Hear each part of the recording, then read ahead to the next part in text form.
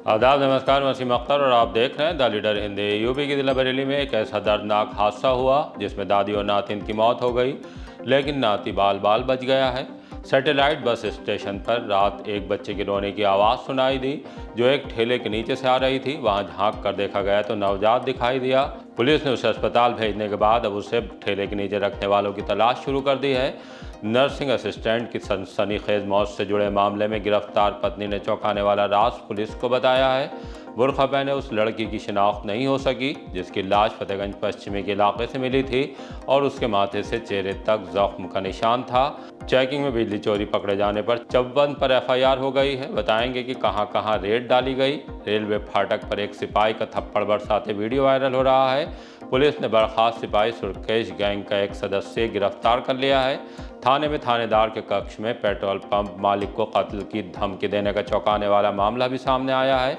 खबरें और भी हैं, आइए सभी की तफसील बताते हैं।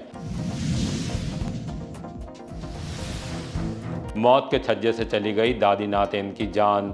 शाही थाने के तुरसा गांव में एक ऐसा दर्दनाक हादसा हुआ जिसमें 2 जाने चले जाने से गम और 1 जान बच जाने से थोड़ा सुकून शामिल है। 70 साल की नत्थो देवी अपनी 8 साल की नातिन दीपांजलि के साथ चारपाई पर बैठी थी।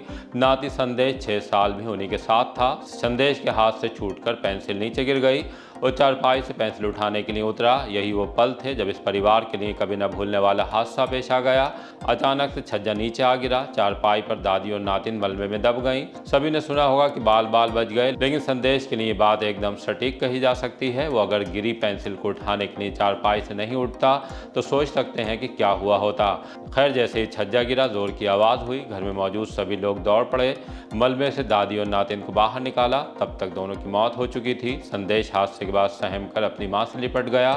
गांव के लोग इकट्ठा हो गए। सभी एक साथ 2 मौतों से उदास थे। पुलिस भी पहुंच गई। दोनों शव पोस्टमार्टम के लिए भेज दिए गए हैं। यहाँ हमने उनके घर वालों से बात की। आइए सुनवाते हैं कि हादसा कैसे हुआ था। क्या नाम है आपका? विजयपाल। आपकी कौन थी जो? मम्मी क्या नाम था? नत्थो देवी। अच्छा, और एक बच्ची थी? बच्ची थी उनका ताऊ में भतीजी है वो। उसका क्या नाम था? उसका संध्याजलि दीपांजलि। कितनी उम्र होगी उसकी? उसकी 6 साल। पढ़ती थी वो? जी, कौन सी क्लास में? ऐसी दूसरे में थी। क्या हुआ था, कैसे हुआ हादसा? वहाँ खाट बिछाए बैठी थी शाम के टाइम, तो छज्जा अपने आप गिर गया। पक्का मकान है? कच्चा। अच्छा, कच्चा। जी, कितने बजे की बात होगी? ये 5 बजे। सर कड़ियाँ थी उस पर पड़ी हुई। वैसे ईंट का बना हुआ था, लेकिन कड़ी थी तो वो कड़ी उतार दी गई। उसके बाद फिर वो छज्जा रह गया, तो छज्जे की छाव में ये चारपाई डाल के बैठी थी। तो लड़की थी वही इनकी नातिन और वो हमारी चाची थी। तो जब छज्जा गिर गया तब छज्जे में ये दब गई। फिर देखा तो गांव के और लोग आए, उन्होंने मलबे से निकाला। फिर उपचार के लिए इनको हॉस्पिटल ले जा रहे थे। हॉस्पिटल ले जाते समय रास्ते में ही इन्होंने दम तोड़ दिया, दोनों ने। हाँ, बच्चा भी था, लेकिन वो उसकी हाथ से पेंसिल छूट गई, तो वो पेंसिल उठाने के लिए चारपाई से उठा। जैसे ही वो पेंसिल उठाने के लिए बढ़ा आगे के लिए, वैसे ही छज्जा गिर गया। वरना उसका संदेश नाम था। वो लड़का आया। अच्छा, उसका जो बहन जिसकी वजह हाँ, उसका भाई है। उससे छोटा है वो? बड़ा है उससे। अच्छा, बड़ा है। देखिए, एक ये इत्तेफाक था, या इसे ये कह सकते हैं कि जो कुदरत है उसको बचाना था। उसकी पेंसिल गिरी बच्चे की, और पेंसिल उठाने के लिए जैसे ही हटा है वो छज्जा गिर गया है। फिर वहाँ पर पुलिस पहुँच गई थी कैसे? सर ये 112 के लिए हम लोगों ने इंफॉर्मेशन की थी। फिर वो उन्होंने थाने के लिए की। फिर थाने से आई पुलिस, तो उन्होंने फिर इंक्वायरी की सब, और पोस्टमार्टम के लिए यहाँ पर भेज दी गई लाश।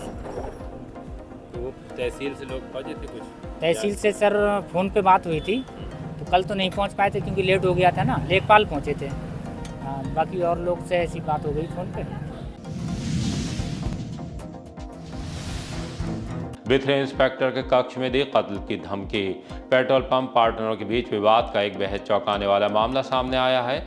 2 पार्टनर के बीच पुरनापुर में भगवती किसान सेवा केंद्र पेट्रोल पंप का विवाद है। महानगर कॉलोनी में रहने वाले सौरभ कुमार का कहना है कि उन्होंने पेट्रोल पंप चलाने के लिए जरूरत पड़ने पर 6 साल पहले 2020 में बिल्डर अवधेश से पैसा लिया था, जिसके लिए 1/4 हिस्सेदारी बेची थी। इसके बाद पेट्रोल पंप को हड़पने की कोशिश की जाने लगी। हिसाब किताब में गड़बड़ी के साथ खाते में कुछ संदिग्ध पैसे मंगाए जाने लगा। विरोध करने पर पेट्रोल पंप से भगा दिया जाता था। 1 साल पहले सौतेले भाई प्रदीप को रुपए देकर उसकी पत्नी संगमित्रा और भाभी गौरी से पिटवाया गया। सौरभ का कहना है कि इसकी रिपोर्ट भी दर्ज कराई थी, जिसमें चार्जशीट लग चुकी है। 17 फरवरी को एसएसपी से शिकायत की थी। 2023 में अवधेश ने सौरभ की जमीन का एग्रीमेंट अपनी पत्नी कुसुम और साथी मोहित के नाम कराया था। बिना रकम दिए जमीन से मिट्टी खुदवा कर बेच दी। तब गुजरी 24 मार्च को दरोगा ने कॉल करके बिथी चैनपुर थाने बुलाया। इंस्पेक्टर के कमरे में बैठाकर धमकाया। जब दरोगा और इंस्पेक्टर उठकर चले गए तो अवधेश ने कहा कि मैंने कई कत्ल किए हैं, अब 13 करूंगा। पीलीभीत बाईपास के चर्चित गोलीकांड में मेरी ही जेसीबी लगी थी, लेकिन मेरा कुछ नहीं हुआ। सब जेल गए और मैं बाहर हूँ। सौरभ का कहना है कि जैसे तैसे थाने से मिन्नत करके बाहर आया। 16 अप्रैल को अवधेश ने मुन्नालाल के घर बुलाकर पिस्टल के बल पर फर्जी समझौते पत्र पर हस्ताक्षर कराए। खुद को सौरभ की आधी संपत्ति का मालिक दर्शा दिया। खैर, बिथी चैनपुर थाने में सौरभ की तरफ से अवधेश कुमार के साथ एक अन्य प्रदीप कुमार पर भी एफआईआर दर्ज कर ली गई है। रात 1:30 बजे सैटेलाइट पर बच्चे की रोने की आवाज़। बारादरी थाने की चौकी सैटेलाइट से थोड़ा आगे जब भीड़ भाड़ छट चुकी थी, तब रात के 1:30 बजे का वक्त होगा। एक ठेले के नीचे से बच्चे के रोने की आवाज़ आने लगी। ऑटो, ई रिक्शा और फल बेचने वाले चौंक गए। घबरा कर आवाज़ कहाँ से आ रही है पता लगाने में लग गए। तब वो उस ठेले तक पहुंच गए जिसके नीचे से बच्चे की रोने की आवाज़ आ रही थी। उसके बाद झांक कर देखा तो नीचे एक बच्चा दिखाई दिया। उसे बाहर निकाल लिया गया। सैटेलाइट चौकी इंचार्ज मयंक भारद्वाज तब तक एम्बुलेंस को फ़ोन कर चुके थे। इलाज के लिए नवजात को जिला अस्पताल ले जाया गया। बच्चा भूखा होने के सबब रो रहा था। उसे दूध पिलाया गया तो शांत हो गया। इसके बाद उसे चाइल्ड हेल्पलाइन को सपोर्ट कर दिया गया। पुलिस अब CCTV चेक कर रही है। पता लगाया जा रहा है कौन बच्चे को ठेले के नीचे रख गया था। साथ ही लोगों से भी अपील की गई है कि अगर बच्चे के संबंध में किसी के पास कोई जानकारी है तो चाइल्ड हेल्पलाइन 1098 या फिर पुलिस को इत्तला जरूर दे। कुलदीप की 2 नहीं 3 हुई थी शादियां, पत्नी जाएगी जेल। शहर के एक हॉस्पिटल में नर्सिंग असिस्टेंट बतौर काम करने वाले जिस कुलदीप गोस्वामी की मौत का चर्चा आज कमोबेश ज़्यादातर जुबानों पर रहा, उसके बारे में पुलिस को जानकारी मिली है कि 2 नहीं उसकी 3 शादियां हुई थी।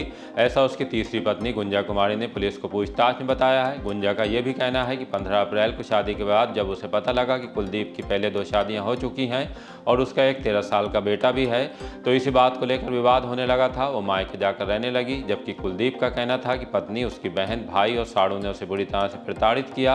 कुलदीप का मौत से पहले का वीडियो वायरल भी हो रहा है। इसमें वो सुभाष नगर थाने के एक दरोगा को लेकर भी बहुत कुछ कह रहा है, जिसके खिलाफ एसएसपी ने जांच शुरू करा दी है। कुलदीप की मौत को लेकर गुंजा का कहना है कि वो उसे बुलाने के लिए कैंट के सदर बाजार स्थित मोहल्ला आज़ाद में उसके घर आया था, लेकिन हमने दरवाज़ा नहीं खोला तो वो चला गया। कुलदीप के पिता ने पुलिस को तहरीर देकर बताया था कि उनका बेटा उन्हें बड़ा डाक खाना के सामने महापौर आवास के पीछे अचेत अवस्था में मिला था। उसे हॉस्पिटल ले गए तो इलाज के दौरान उसकी मौत हो गई। खैर, पुलिस ने इस मामले में कुलदीप की पत्नी गुंजा और साली रीना को गिरफ्तार कर लिया है। दोनों को कोर्ट में पेश किए जाने की तैयारी है। CO फर्स्ट आशुतोष शिवम ने इसे लेकर क्या जानकारी दी है, आइए सुनवाते हैं। कल दिनांक 4 जुलाई को थाना कैंट पर प्राप्त तहरीर के अनुक्रम में एक नर्सिंग असिस्टेंट को उनकी पत्नी तथा अन्य ससुराली जनों द्वारा प्रताड़ित किए जाने के फलस्वरूप मुकदमा अपराध संख्या 325/26 108 BNS में उनकी पत्नी तथा उनके 3 अन्य रिश्तेदारों के विरुद्ध पंजीकृत किया गया था।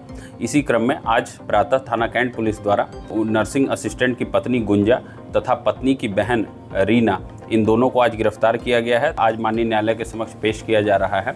साथ ही इस विवेचना में अन्य साक्ष्य संकलन की कार्रवाई प्रचलित है तथा अन्य 2 अभियुक्तों की गिरफ्तारी के लिए भी पुलिस टीमें लगातार प्रयासरत हैं। शीघ्र ही इन्हें भी गिरफ्तार करते हुए आवश्यक विधिक कार्रवाई अमल में लाई जाएगी। संजय नगर में विवाहिता की मौत, पति पर आरोप। थाना इज्जत नगर के इलाके में एक विवाहिता की घर में ही लाश मिली है। उसका नाम नीतू 32 साल था। मायका शाहजहांपुर के एंटा चौराहे में है। पिता राधेलाल का कहना है कि उन्होंने 15 साल पहले बेटी की शादी संजय नगर में पुरुषोत्तम के साथ की थी। पति शराब का आदी है, वो उसे घर से पैसे लाकर देने के लिए तंग करता था। ससुराल में अन्य लोगों का भी रवैया बेटी के साथ प्रताड़ना से भरा रहता था।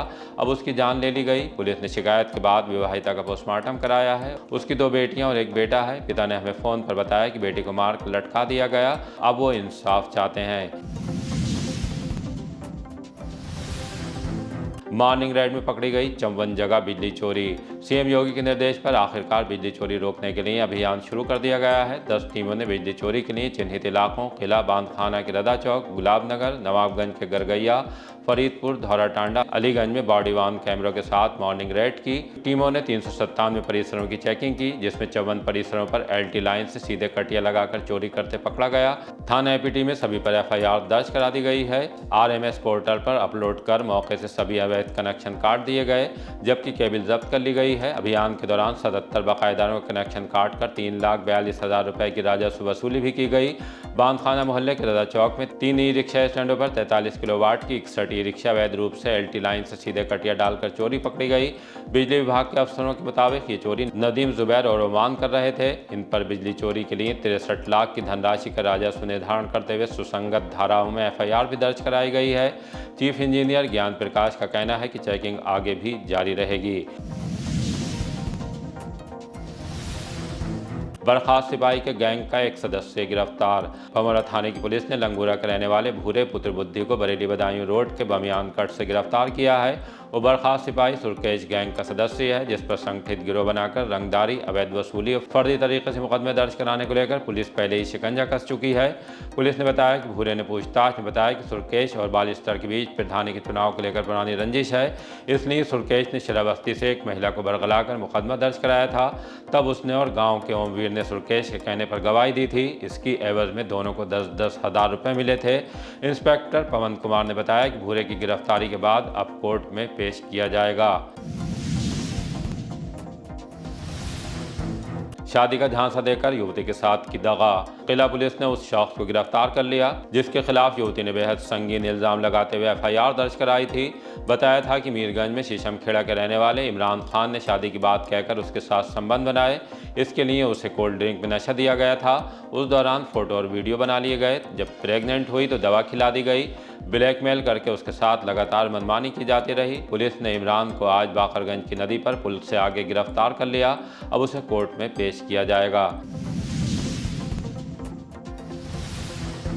रेलवे फाटक पर सिपाही ने बरसा दिए थप्पड़।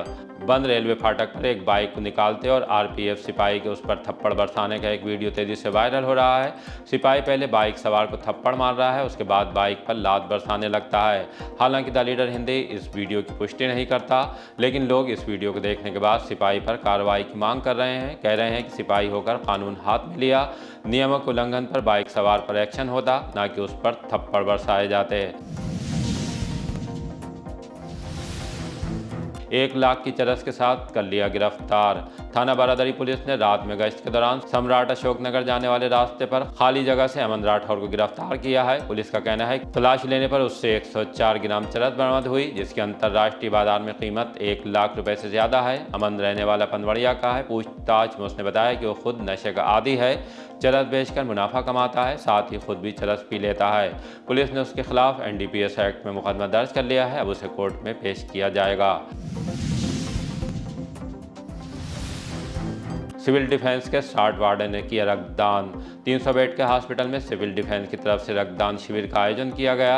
एडीएम सिटी अविनाश त्रिपाठी ने फीता काटने के बाद प्रभागीय वार्डन संजय पाठक, उप प्रभागीय वार्डन कलीम हैदर सैफी, एसओ कमलेश वर्मा और उनकी team Devendra Sharma, Girish Saini, Lavaniya Saini, Archana Rajput, Brajesh Goswami, Harpal Maurya, Sushant Pandey, Deepanshu Deep, Monis Taj, Prashant Kumar, Sunil Gupta, Raghvendra Singh, Bhupendra Singh, civil defence staff Mohit Khandelwal, Sarpreet Singh, Pankaj Kumar, Veer Singh, Mudit, Sanjeev Awasthi, Gyani Sharma, Samar Abbas, Sushil Sharma, Gajendra Mohan, Danish Hanif, Madan Lal Prajapati, Akash समेत 60 वार्डन ने ब्लड डोनेट किया। आइए सुनवाते हैं कि इस मौके पर एडीएम सिटी ने क्या कहा है। यहाँ पे जो 300 बेडेड हॉस्पिटल है, यहाँ हमारे जिले के सिविल डिफेंस यूनिट और जिला चिकित्सालय सीएमओ साहब की पूरी टीम के द्वारा ये ब्लड डोनेशन कैंप आयोजित किया गया है। देखिए, ब्लड एक ऐसी आवश्यकता है जो दुर्घटना के साथ साथ कई अन्य बीमारियों में भी उसका कोई विकल्प नहीं है। इसमें जितना व्यक्ति आगे बढ़ के वॉलंटियर करके और ब्लड डोनेट करेंगे, उतने ही लोगों के जीवन की वो रक्षा कर सकेंगे। आज बढ़ चढ़ के सिविल डिफेंस के लोगों ने यहाँ पे ब्लड डोनेट किया है, अभी लगातार आ भी रहे हैं। तो जितने लोगों ने भी यहाँ ब्लड डोनेट किया है या जो किसी भी रूप में इस आयोजन के साथ जुड़े रहे, चाहे वो चिकित्सक की भूमिका में, पैरामेडिकल की भूमिका में या वॉलंटियर की भूमिका में, वो सभी हृदय से धन्यवाद और साधुवाद के पात्र हैं। इस तरह के आयोजन होते रहेंगे तो निश्चित रूप से हम लोग जो दुर्घटना पीड़ित हैं और बीमार लोग हैं उनकी जान बचाने में ये एक बहुत ही महत्वपूर्ण कदम होगा। बुर्के वाली लड़की कौन थी, नहीं हुई शिनाख्त। फतेहगंज पश्चिमी थाने के इलाके में 3 दिन पहले बरामद हुई लाश के बारे में इतनी जानकारी तो मिल गई कि लड़की मुस्लिम थी, उसकी बुर्के से पहचान हुई है, लेकिन तमाम कोशिश के बाद उसकी शिनाख्त नहीं हो सकी। तब 72 घंटे गुजरने के बाद अवामी खिदमत कमेटी पोस्टमार्टम हाउस पर गुस्ल देने के बाद जनाजे को सुपुर्द खाक के लिए ले गई। इस दौरान हमसे बातचीत में कमेटी के लोगों ने क्या कहा है, आइए सुनवाते हैं। फतेहगंज थाने से वहाँ से हमें नकाब ओढ़े और पुलिस ने हमें बताया कि ये मुस्लिम है, इसको आपको सुपुर्द खाक करना है। लेकिन इसके अलावा एक बॉडी और है जो बहुत ज़्यादा दुर्दशा उसकी ख़राब है, इतने बड़े बड़े कीड़े हैं, इतनी बुरी हालत हो गई है, वो बॉडी की शिनाख्त नहीं हो पाई है कि बॉडी कहाँ की है, जीआरपी की है। तो कीड़े ये कि यहाँ के एसी जो हैं ख़राब हैं, और ये बात हम कई बार कह चुके हैं, जिला प्रशासन सीएमओ साहब से भी हम कह चुके हैं कि यहाँ के एसी बहुत जल्द से जल्द सही कराए जाएं, ताकि यहाँ पे जो बॉडी आती हैं एसी में ठीक से रहें वो, और आने वाले दिनों में यानी 2 दिन के बाद यानी 72 घंटे के बाद हम लोग जो उसका गुस्ल करा के और सुपुर्द खाक करते हैं, जब तक वो बॉडी की स्थिति सही रहती है। जब वो एसी ख़राब होते हैं तो बॉडियों की हालत देखी नहीं जाती है। वो अब ये तो मैं नहीं बता सकता कब से ख़राब है, लेकिन फ़िलहाल हमें जब हम आए पीएम हाउस पे तब हमने देखा है कि एसी ख़राब है। यहाँ के स्टाफ ने हमें बताया कि एसी ख़राब है। अभी इस साल में जो बॉडियाँ आ रही हैं लगातार सड़ी हुई सारी बॉडियाँ आ रही हैं हमारे पास आ रहे हैं जी, बड़े बड़े कीड़े पड़े हुए आ रहे हैं, खाल जो है हाथ लगाते ही सब उछल जा रही है। 2 दिन में बॉडी की हालत बुरी हो जा रही है यहाँ। देखिए 72 घंटे किसी लावारिस बॉडी को रखने का नियम है। उन 72 घंटे में अगर फ्रीजर नहीं चलेगा तो जाहिर सी बात है कि बॉडी ख़राब हो जाएगी, उसमें कीड़े पड़ जाएंगे। जो बॉडी आप मिली है अभी पता नहीं लग पाया है? नहीं, अभी तक पता नहीं लग पाया कहाँ की है। जी हाँ, ये जीआरपी थाने वालों ने दिए।